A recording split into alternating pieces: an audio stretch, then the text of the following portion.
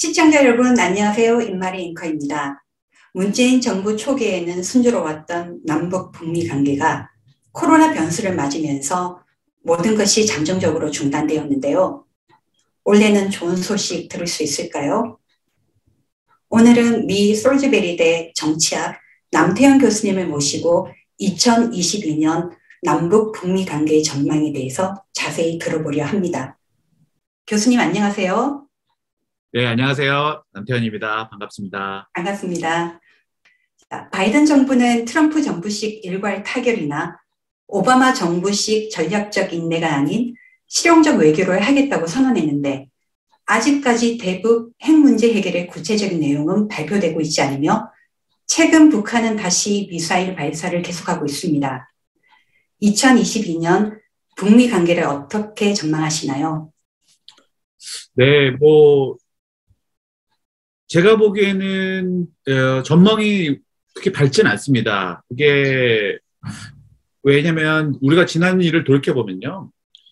오바마 행정부 같은 경우에는 전략적 인내라는 말을 썼었고요. 요번에 지금 바이든 행정부는 practical approach 이런 말을 하는데요. 그런 말을 하는 것은 어떻게 보면은, 대안이 없다라는 솔직한 고백이 아닐까 저는 그 생각을 해요. 왜 그러냐면은, 전략적 인내라는 말이 근사해 보이지만 사실은 미국 오바마 행정부가 특별히 무슨 전략이 있었거나 특별히 인내가 많아서 그렇게 말을 했던 것은 아니고 그냥 마땅한 대안이 없었기 때문에 그렇게 얘기를 한 겁니다. 그러니까 전략 아닌 전략 같은 것이죠. 그리고 뒤이어서 트럼프 행정부가 들어와서 두 가지를 시도하지 않습니까? 첫 번째는 한 몇 년 동안은 파상적인 정치 공세를 했었고요. 불바다를 만들겠다 서로 얘기를 하고 서로 내 버튼이 크네, 네 버튼이 크네 계속 그런 얘기를 하고요. 그러면서 그 위기를 최고조로 끌어올렸지만 거기서도 아무 득이 없었죠. 그리고서 트럼프는 또 바로 우리가 잘 알다시피 정상회담을 통해서 어떤 돌파구를 마련을 해보려고 시도를 했습니다. 물론 전례가 없었던 일이죠. 그래서 어깨도 두들기로 서로 사랑에 빠졌다 이런 소리도 하고 그랬었는데 그래도 결국에는 결과는 똑같았습니다. 빈손으로 서로 나왔죠. 그리고서 이제 바이든 행정부가 들어서면서 많은 기대가 있었습니다. 왜냐하면 바이든 대통령 같은 경우에는 그 미국 외교를 주관을 했던 그다음에 상원에서도 계속 그 외교의 그걸 담당을 했던 사람이고 평생을 어떻게 보면 외교 일을 했었고 부통령으로도 그렇고요. 그랬지만 그래도 그렇게 딱히 눈에 띄는 해결책을 내놓지 못하고 있어요. 네. 우리가 지금 지난 1년을 돌이켜 보면 어떻게 보면 옛날에 했던 것을 말로는 오바마가 했던 그 전략적 인내를 탈피해서 새로운 전략을 내놓겠다고 말은 했지만 크게 달라진 건 없다고 저는 생각을 합니다. 우선 한편에는 대화를 촉구를 했지 않습니까? 그 사람들이 계속 그 얘기하는 지금 practical approach란 말을 계속하면서 그게 결국은 대화를 하자. 그다음에 물론 진일보내가 있다면 재권 없이 대화를 하자는 말을 계속했고요. 그러니까 하고 있고요. 한편은요. 하지만 또 한편으로는 그 옛날에 했던 것을 계속 꺼내고 있는데요. 예를 들어서 가장 최근에 드디어 대북 제재를 시작을 했지 않습니까? 탄도미사일을 발사한 다음에 제재를 시작을 했고요. 그다음에 중국을 통해서 압박을 하겠다는 말도 했습니다. 지난 진짜 몇 주만 보면요. 그다음에 가장 최근에 며칠 전에는 그 토니 블링컨 국무장관이 인권을 얘기를 하면서 중국과 북한을 또 언급을 했어요. 근데 그것도 사실 새로울 게 없는 것이 그거에 대해서는 계속 지적을 했던 것이죠. 그러니까 북한을 어떻게 보면은 외교적으로 그러니까 푸시를 하려는 그런 걸 통해서요. 하지만 동시에 잊지 않고 있는 것은 북한의 그 핵을 포기를 해라라는 것은 계속 지금 되풀이하고 있는 상황입니다. 그러니까 지금 봤던 거 핵을 북한의 포기를 촉구를 한다는 거나 인권에 대해서 말을 한다는 거나 중국을 통한 압박, 그다음에 대화를 계속하겠다. 하지만 또 제재도 하고 있고 그 모든 것은 어떻게 보면은 옛날에 했던 것을 오바마 정부도 그렇고 트럼프 정부도 그렇고 옛날에 했던 것을 계속 답습을 하고 있다고 저는 생각을 하거든요. 그러니까 한마디로 말하면 새로울 것이 없는 것이죠. 뭐 행정부는 지금 지난 몇 년 동안 계속 바뀌었지만 방법은 계속 똑같고 어떻게 결과도 계속 똑같지 않습니까? 결국 계속 북한은 그냥 뭐 한 귀로 들었다 한 귀로 흘리고 계속 자기가 할 일을 하고 있죠. 뭐 미사일도 계속 테스트하고 있고 뭐 그러니까 아무 바뀌는 게 없는 것이죠. 우리가 이런 여러 가지 것들을 생각해 보면 아무것도 바뀌는 게 없다라는 결론을 내리면 북한은 계속 북한의 길을 계속 또 갈 것이다라는 전망을 할 수가 있는 겁니다. 그러니까 앞으로 북한은 더 미사일 테스트를 할 것이고요. 뭐 지금 전망도 그렇지만 뭐 또 새로운 뭐 어떤 무기가 나온다거나 아니면은 핵 테스트를 한다거나 그런 일이 벌어질 수 있는 것이죠. 물론 그런 일이 벌어지고 나면 미국과 또 한국 남한과의 관계는 또 냉각기를 가질 것이고 그 트럼프 행정부 초기에 있었던 긴장 관계로 갈 수 있는 조건은 충분히 된다고 저는 생각을 합니다. 자, 그러면 미국 정부가 지금 3번이 바뀌었는데도 변하지 않는 것은 북한의 지금 관계이고 북한은 그러면 왜 핵을 포기하지 않는 걸까요? 보통 사람들이 이제 생각하기에는 힘의 논리, 우리가 이렇게 힘을 과시하기 위해서 이제 그렇다고 생각하는데 교수님은 그래도 좀 더 전문가시니까 북한이 핵을 포기하지 않는 이유에 대해서 좀 생각해 보실 수 있나요? 핵을 포기하자는 이유는 아주 간단합니다. 그거를 왜 북한은 핵을 포기하지 않을까라고 궁금해하는 것 자체가 어떻게 보면은 그 한반도 정세에 대해서는 인식이 부족하거나 아니면은 되게 주관적인 것이죠. 왜냐하면 객관적으로 보거나 아니면 정치학적으로 볼 때 북한이 핵을 포기하지 않는 그러면 핵을 개발하는 아주 간단합니다. 왜냐면은 지금 이거를 거꾸로 생각해보면 아주 간단할 거예요.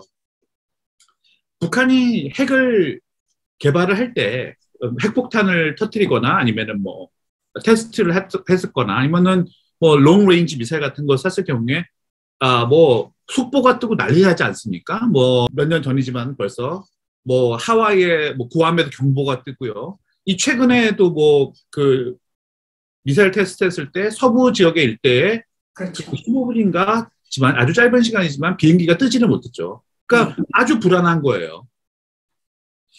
자, 그럼 거꾸로 그걸 테이블을 거꾸로 돌려보면 그러면은 북한은 불안하지 않을까요? 불안하면 사실은 북한이 더 불안하죠. 네, 그렇죠. 예, 왜냐면은 우리가 지금 알기로는 북한은 미사일 핵탄두가 있지만 핵탄두가 몇 개가 있나? 한 50개가 있나요? 미국은 수백 수천 개가 있습니다. 그다음에 뭐 미국의 북한의 미사일이 몇 개가 있다고 하는데 몇 개인지 정확히는 알 수 없겠지만요. 뭐 많으면은 뭐 미국이 훨씬 더 많지 않을까요? 그렇죠. 많지요. 그다음에 현대전은 다 총력전이기 때문에 결국에는 나중 되면은 돈으로 싸우는 건데요. 북한하고 남한만 비교를 해봐도 남한이 경제력이 20배가 넘지 않습니까? 물론 거기다가 이제 미국이라는 거대한 동맹국이 이걸 합치면 경제력에 비교도 안 되죠.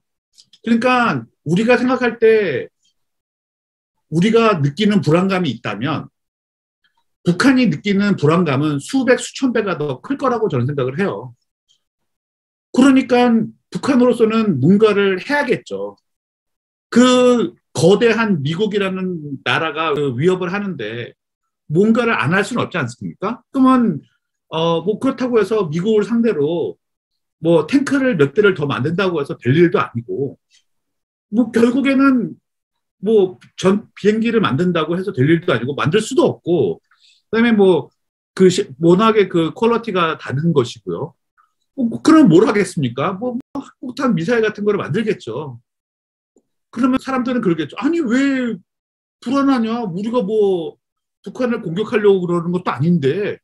그러면 북한도 그러겠죠. 아니 무슨 소리냐? 우리도 너희를 공격하려고 그러는 건 아니야. 그냥 우리는 우리의 것을 하는 것이다 라고 하죠. 그러니까 서로 똑같은 말만 하면서 서로 똑같은 fear만 계속 왔다 갔다 하는 거예요. 북한이 뭘 하면 우리는 저거는 긴장을 높인다 그러지만 뭐 북한이 보기에 우리가 밀리터리 엑서사이즈를 미국하고 같이 하면 그거는 북한에 보기엔 또 마찬가지인 거 아니겠습니까? 그러니까 북한이 왜 저러는가를 자꾸 왜 저러지? 자꾸 생각을 하는 것은 제가 아까 말씀드린 대로 굉장히 주관적인 것이죠. 그러니까 남한의 입장에서 볼 때 계속 의아한 것이지 사실은 국제정치학적으로 보면 정상적인 사고라고 볼 수 있습니다. 그러니까 그게 레셔널한 초이스인 것이죠. 그러니까 그런 의문이 왜 저러는가라는 의문은 어떻게 보면은 이 사태를 더 꼬이게 만드는 그 요인이라고 볼 수 있습니다. 왜 그런 게 아니라 레셔널한 논리적인 이성적인 선택이라는 거죠. 네, 물론입니다. 네. 자, 그럼 다음에 한국은 올해 3월에 대선이 있습니다. 최근 여론조사를 보면 진보, 보수, 양 진영 후보가 오차범위 내에서 접전을 벌이고 있습니다. 진보 진영이 집권했을 때와 보수 진영이 집권했을 때를 가정해서 올해의 남북 전망에 대해서 부탁드립니다. 네, 이재명 후보 같은 경우에는 일단 지금 이제까지 밝힌 바에 따르면 적어도요. 문재인 정부의 기조를 계승하려는 거라고 저는 생각을 합니다. 왜냐면은 일단 평화의 방점을 뒀고요. 지난 25일 같은 경우에는 평화는 곧 경제라는 말도 했었고, 그런 서로의 경제에 유익한 길을 찾자라고 평화의 메시지를 북에 던졌고요. 그다음에 금강산 관광도 재개를 하자라고 말을 했죠. 그다음에 그 대북 제재도 일부 완화를 해야 된다라고 표명을 했습니다. 그러니까 어떻게 보면은 그것이 지금 문재인 정부가 계속 추구해왔던 어떤 평화 공세 그런 걸 통해서 남북이 할 수 있는 것을 함으로 해서 어떤 평화의 스페이스를 넓히자라는 기조를 이어가는 그런 것이라고 볼 수 있는데요. 그게 과연 먹힐 것인가는 다른 얘기죠. 우리가 알다시피 우리가 지금 사실은 이런 평화 공세가 새로운 것이 아니지 않습니까? 김대중 대통령 때 햇볕 정책을 통해서 남한 정부가 그 진보 정부가 들었을 때는 일관적으로 추진을 해왔던 것이고요. 하지만 평화를 유지한 거나 아니면 신뢰를 구축한다는 면에서는 충분한 성과가 있었죠. 예를 들어서 우리가 지금 불과 몇 년 전을 생각을 해보면 김정은 위원장하고 트럼프 대통령이 굉장히 그 공세적인 말을 주고받을 때 서로 욕을 하고 위협을 하고 했을 때 우리가 기억하고 있는 어떤 그 긴장감 그것이 사실은 말뿐이 아니라 그게 현실이었거든요. 그러니까 굉장히 위험했고 거기서 오는 어떤 위압감이 해소가 됐을 때 우리는 비로소 그게 얼마나 우리에게 무거운 짐이었는가를 또 한 번 확인을 했지 않습니까? 왜 문재인 대통령이 그 판문점에서 북으로 넘어갔을 때나 잠시나마 김정은 위원장이 문재인 대통령하고 같이 담소를 나눴을 때라든지 그 장면 자체가 물론 어떻게 보면 아무 성과도 없는 것이라고 볼 수는 있지만 그 행위 자체만으로 그런 비주얼한 이미지만으로도 굉장히 큰 성과였다고 저는 생각을 해요. 사실 그랬고요. 하지만 우리가 거기에서 더 나가지 못했던 것은 남한 정부가 할 수 있는 것이 굉장히 제한적이기 때문이라고 생각을 합니다.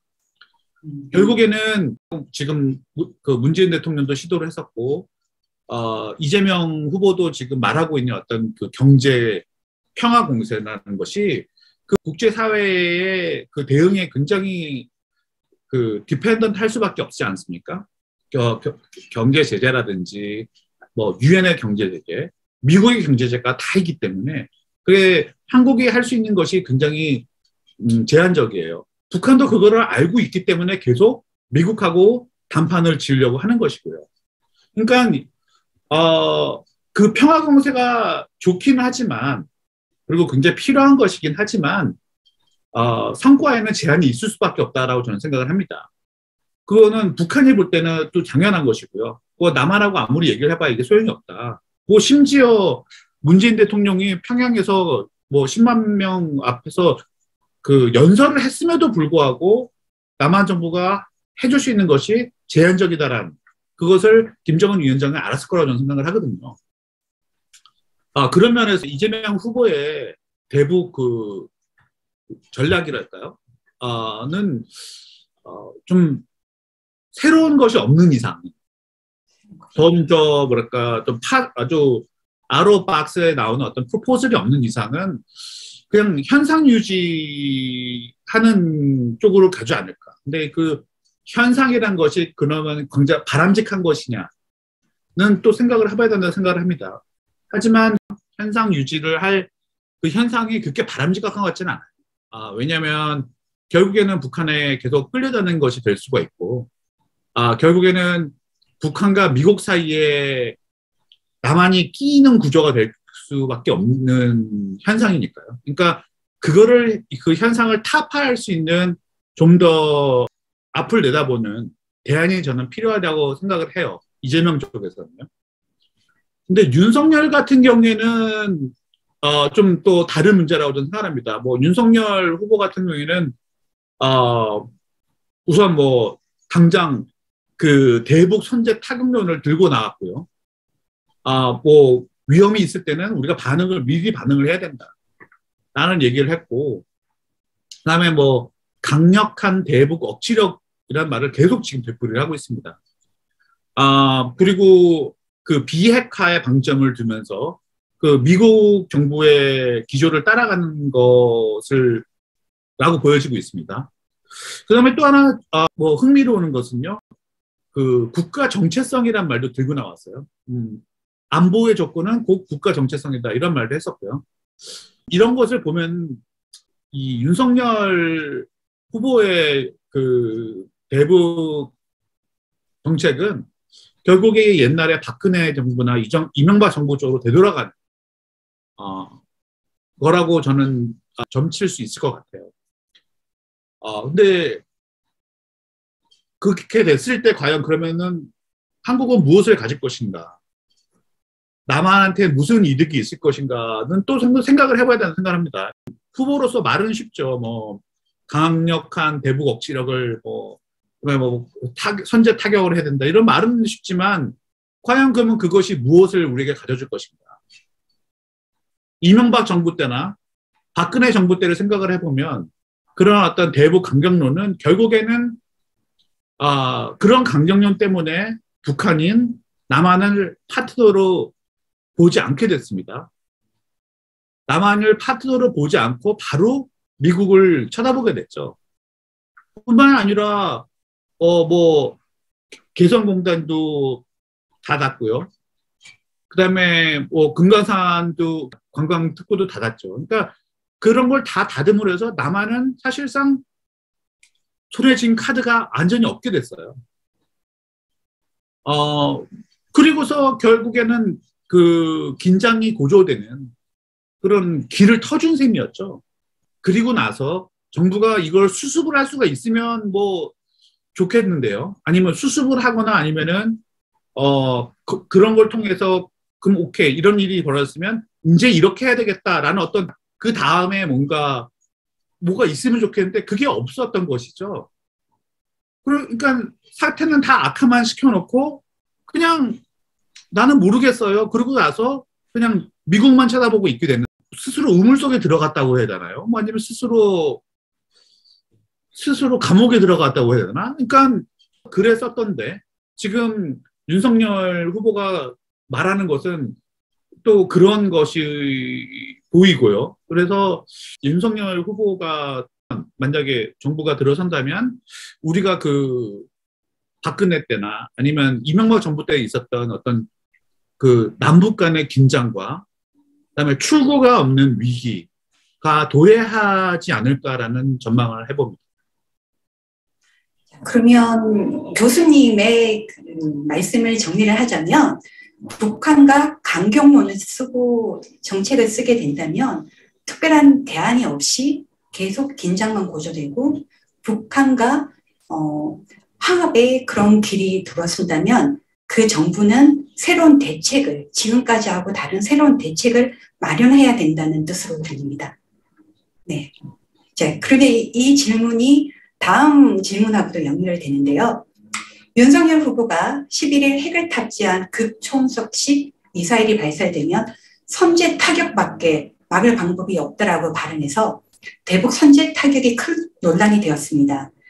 대북 선제 타격 발언 어떻게 평가하시나요? 대북 선제 타격이라는 말은 허황됩니다. 왜 허황되냐면요.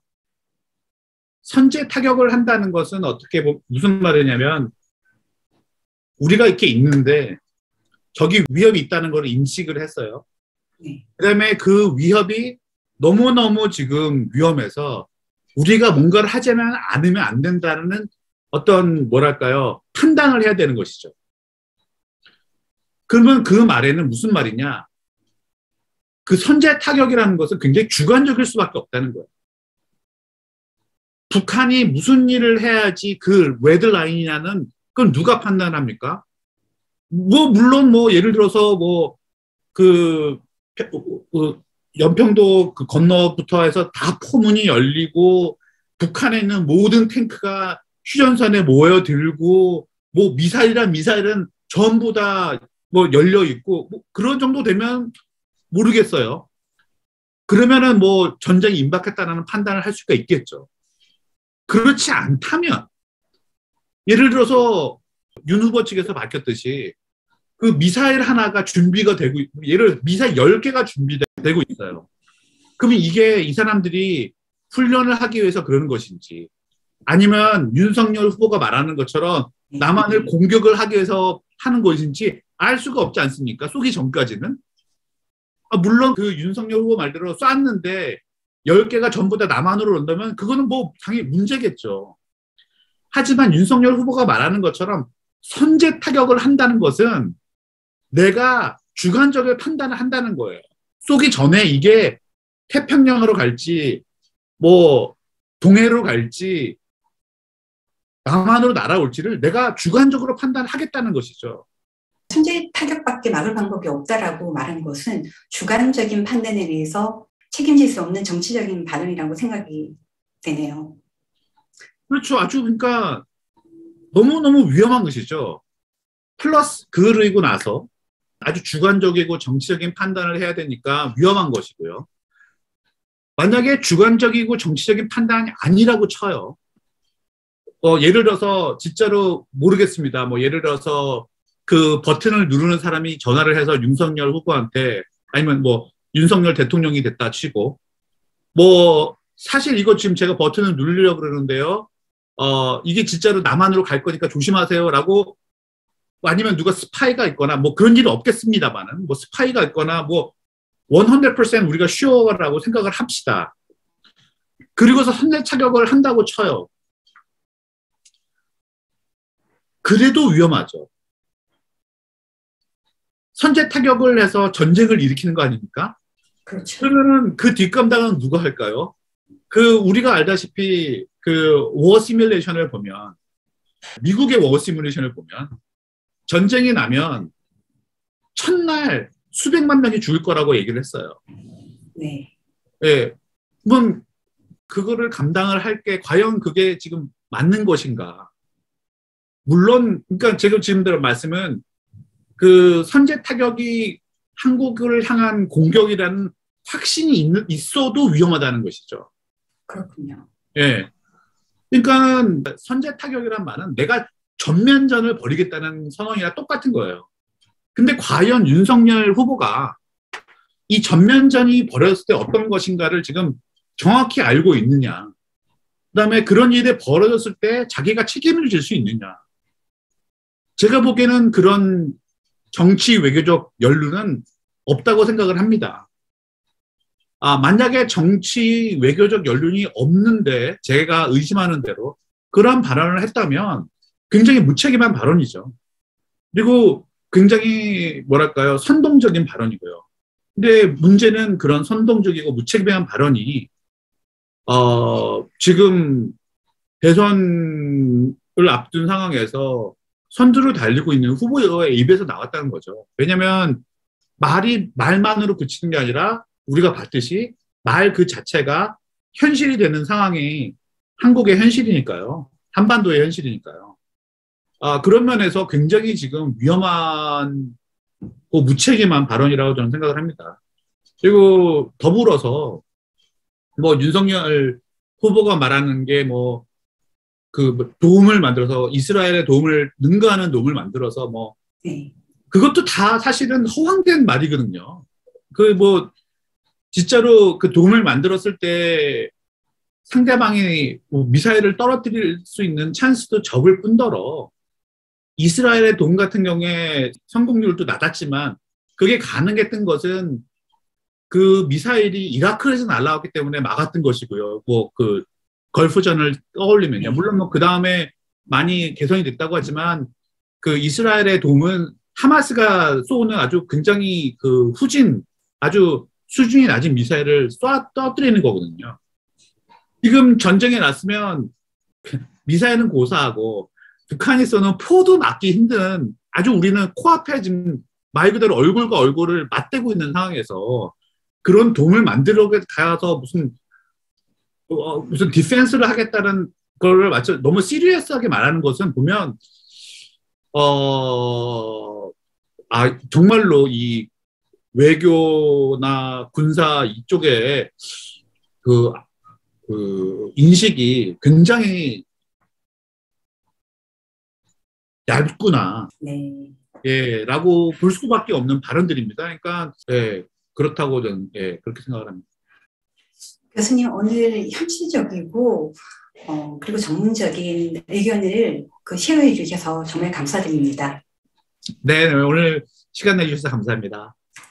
원래 남북 관계가 잘 해결되어서 남북 철도가 연결되고 우리 청년들이 배낭을 메고 기차 타고 유럽까지 배낭여행을 갈 수 있는 날이 하루빨리 오기를 바라면서 오늘 인터뷰 여기서 마치겠습니다. 감사합니다. 더 나은 세상을 위해 공정한 언론의 역할을 다하고자 노력하는 JSTV는 전 제작진의 자발적인 참여로 만들어지는 독립 언론이자 대한 매체입니다. 방송이 마음에 드셨다면 응원의 표시로 지금 좋아요, 구독 버튼을 눌러주세요. 감사합니다.